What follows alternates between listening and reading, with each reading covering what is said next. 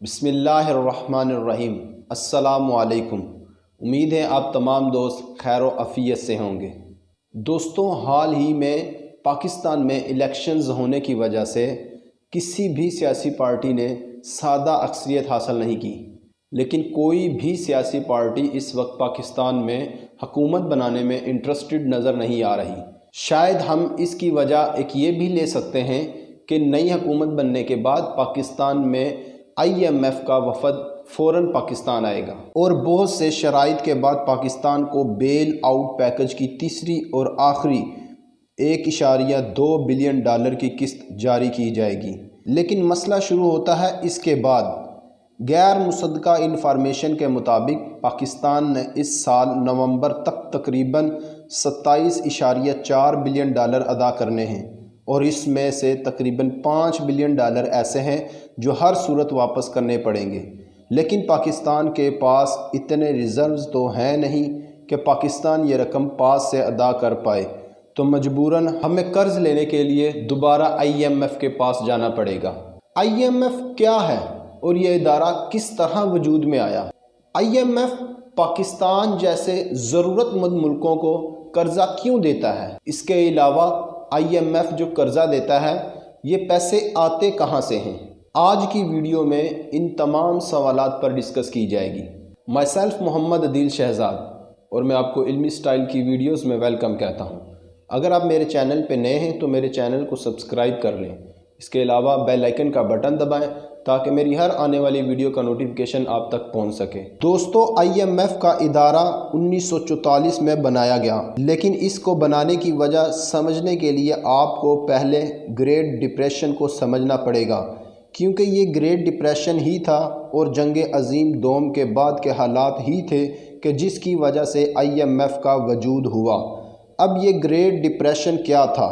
دوستو، یہ بات شروع ہوتی ہے 1929 سے، جب امریکہ کی اکنامیکلی معیشت کریش ہونے کی وجہ سے اس کے اثرات پوری دنیا پر پڑے اور پوری دنیا کی GDP 15% تک کم ہو گئی۔ 2008 میں جو گریٹ ریسیشن آیا تھا، اس کے دوران دنیا کی GDP صرف 1% گری تھی۔ اب امیجن کریں کہ 15% GDP گرنے سے کیا حال ہوا ہوگا۔ اس کے بعد 1944 میں دوسری جنگ عظیم اختتام پذیر ہوئی تھی۔ اتحادیوں کو یہ نظر آنا شروع ہوا کہ ان کی اپنی معیشت تباہ ہو چکی تھی۔ انہوں نے سوچنا شروع کیا کہ جب بحالی کا عمل شروع ہوگا تو بین الاقوامی تجارت کس کرنسی میں ہوگی۔ اس وقت 44 ممالک کے نمائندے 22 دن کے لیے امریکہ میں بریٹن وڈز قصبے کے ماؤنٹ واشنگٹن ہوٹل میں اکٹھے ہوئے۔ یہاں جنگ کے بعد عالمی معیشت اور تجارت کے مستقبل پر مذاکرات ہوئے اور یہ طے پایا کہ ہمیں ایک ایسے ادارے کی ضرورت ہے جو ہمیں ایسے مستقبل میں آنے والے معاملات سے بچائے رکھے۔ یورپی ممالک جنگ کے نتیجے میں تباہ حال تھے، جبکہ امریکہ کے پاس دنیا میں سونے کے سب سے بڑے ذخائر تھے، کیونکہ ورلڈ وار 2 میں امریکہ نے سونے کے ریزروز کے بدلے جم کر اسلحہ فروخت کیا تھا۔ اس کانفرنس کے بعد طے ہوا کہ امریکی ڈالر بین الاقوامی تجارت کے لیے استعمال کیا جائے گا، اور اسی ملاقات میں بنائے جانے والے ادارے IMF اور ورلڈ بینک جنگ کے بعد معاشی مشکل کا سامنا کرتے ممالک کو امریکی ڈالر میں ہی قرض دیں گے۔ یہ تو ہو گیا پہلے سوال کا جواب کہ IMF کیا ہے اور یہ کس طرح وجود میں آیا۔ اب میں آپ کو دوسرے سوال کی طرف لے کے جاتا ہوں کہ پاکستان جیسے ضرورت مند ملکوں کو IMF قرضہ کیوں دیتا ہے؟ IMF کا مین کام یہ تھا کہ وہ دنیا کی کرنسیز کے ایکسچینج ریٹ کو مانیٹر کریں، ممالک کے ایک دوسرے کے ساتھ تجارت کو آسان بنائیں، ممالک کی پائیدار ترقی ہو، روزگار بڑھیں اور اکنامی کو بہتر کرنے کے نئے طریقہ کار کو ممالک میں انٹروڈیوس کیا جا سکے۔ دوسری جنگ عظیم کے بعد پوری دنیا کی اکنامیز ایک دوسرے کے ساتھ بہت ہی جڑ گئیں، ممالک میں روابط اور تجارت پہلے سے زیادہ اور ایک دوسرے پر ڈیپینڈ بھی کرنے لگی۔ یہ تو ایک اچھی بات ہے، لیکن اس سے نکلنے والا ڈرا بیک یہ ہے کہ ممالک کی اکنامیز ایک دوسرے پر ڈیپینڈ بھی کر رہی تھیں، یعنی اگر ایک ملک کا دیوالیہ ہوتا تو اس کا اثر صرف اسی ملک پر نہیں پڑتا، اس کی گونج پوری دنیا کی سٹاک مارکیٹ میں سنائی دیتی تھی۔ اسی لیے IMF جیسا ادارہ بنایا گیا تاکہ ان ممالک کو فائنینشل سہارا دیا جا سکے جو دیوالیہ ہونے کے قریب ہوں، تاکہ ان کی گرتی ہوئی اکنامی سٹیبل ہو جائے۔ یہ تو ہو گیا دوسرے سوال کا جواب کہ پاکستان جیسے ضرورت مند ممالکوں کو قرضہ کون دیتا ہے۔ اب میں آپ کو لے کے جاتا ہوں تیسرے سوال کی طرف کہ آئی ایم ایف جو قرضہ دیتا ہے یہ پیسہ کہاں سے آتا ہے۔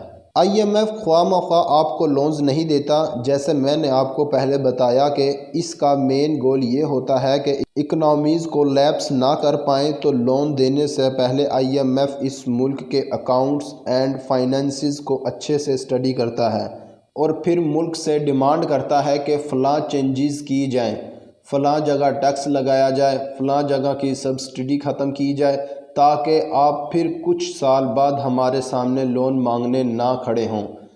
جب مارکیٹ میں آئی ایم ایف سے قرض ملنے کے بعد سرمایہ آتا ہے تو سرمایہ کاروں کا اعتماد بڑھتا ہے، جس سے اکانومی میں بہتری آتی ہے۔ لیکن آئی ایم ایف اکیلا بینک نہیں جو دنیا کی اکانومی کو ٹھیک کرنے کے لیے کوشش کر رہا ہے۔ آئی ایم ایف کے کمپیٹیٹرز بھی ہیں مارکیٹ میں، اور وہ بھی مشکل اقتصادی صورتحال میں کسی بھی ملک کی مدد کو تیار ہوتے ہیں۔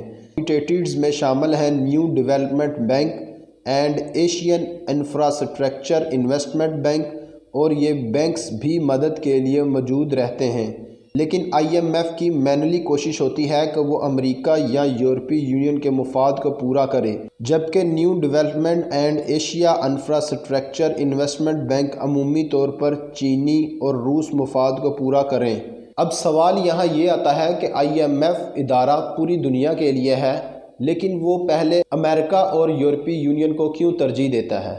اس سوال کا جواب دینے کے لیے ہمیں یہ جاننا پڑے گا کہ آئی ایم ایف کا پیسہ آتا کہاں سے ہے۔ پوری دنیا کے ممالک آئی ایم ایف میں اپنا پیسہ ڈپازٹ کرتے ہیں as investment, and I M F اس پیسے کو دوسرے ممالک کو لون دیتا ہے سود پر، اور پھر اس سود کے منافع کو واپس ان ممالک میں تقسیم کرتا ہے جو ممالک نے پیسہ ڈپازٹ کیا ہوتا ہے۔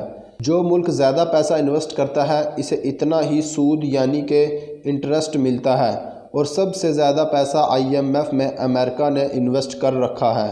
مطلب ووٹنگ رائٹس زیادہ ملتے ہیں، جس سے امریکہ آئی ایم ایف کو ایز اے ٹول کے طور پر استعمال کرتا ہے دنیا کی اکنامیز کو اپنے مفاد کے استعمال کرنے کے لیے، اور اسی لیے آئی ایم ایف کا اتنا پریشر تھا پاکستان کے اوپر سی پیک کی معلومات آئی ایم ایف سے شیئر کرنے کے لیے، کیونکہ مینلی امریکہ چاہتا تھا کہ پاکستان اور چائنا کے درمیان سی پیک کے حوالے سے یہ معاملات امریکہ تک پہنچیں تاکہ وہ اس کو اپنے مفاد کے لیے استعمال کرے۔